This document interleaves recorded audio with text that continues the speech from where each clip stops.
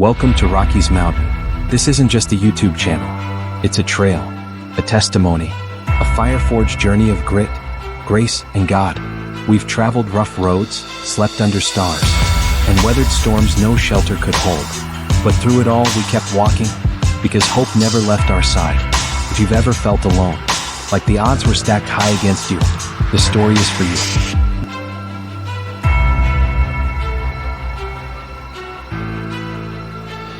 The darkest hour. When silence speaks and God still stands, there was no fire from the sky that night. No rolling thunder to signal what was unfolding. The heavens did not split open with divine interruption, and no celestial voice came down to comfort the moment.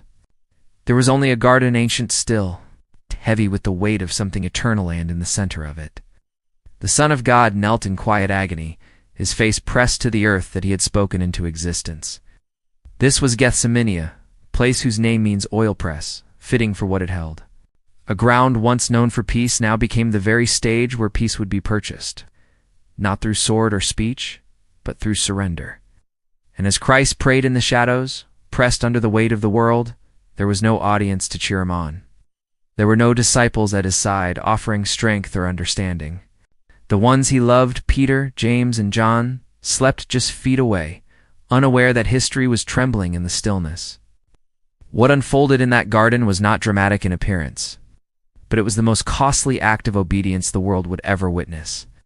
As he prayed not for escape but for strength to endure, his sweat fell like blood, a detail too strange to be imagined and too sacred to ignore. And when the torches finally arrived, carried by those who hated him, and by one who once walked beside him, he stood not in resistance, but in resolve.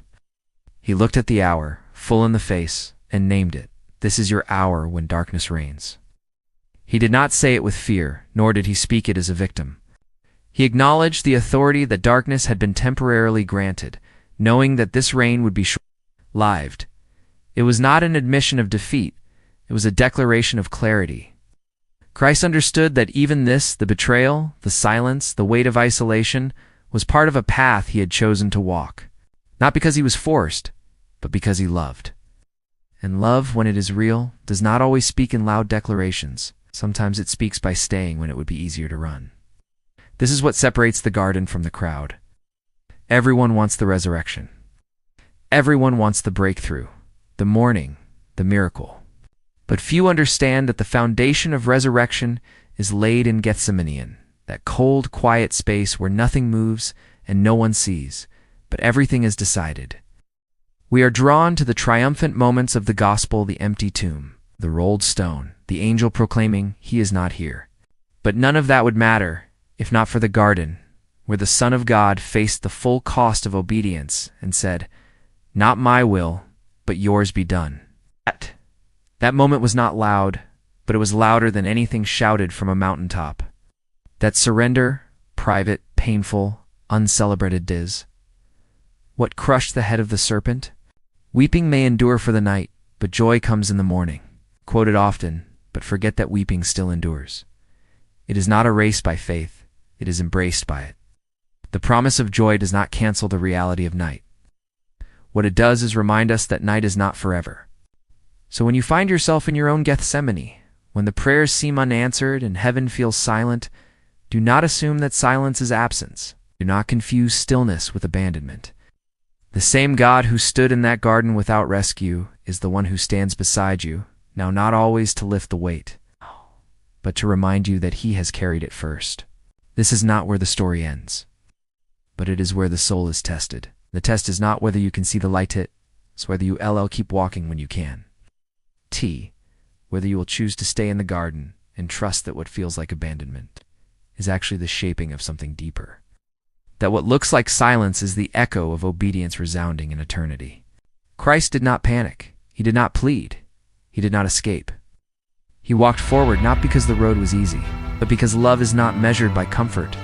It is proven in the places where comfort dies and commitment begins. If you are in that place, now if the night is long, if the silence is thick, if the prayers seem to return void, remember that the darkest hour was not the end of Christ's story. It was the turning point, and it may be the same for you. Darkness may have an hour, but it does not own the dawn. And even now, even here, God still stands. Here on Rocky's Mountain, we walk the trail with bruised feet and open eyes. We learn that grace isn't always soft and faith doesn't always shout. Sometimes it looks like grit, sometimes it sounds like silence. But always it leads somewhere worth going. So if this message met you where you are, don't keep it to yourself. Subscribe to the journey. Share it with someone still waiting for the morning. This is Rocky's Mountain. Grit, grace, God.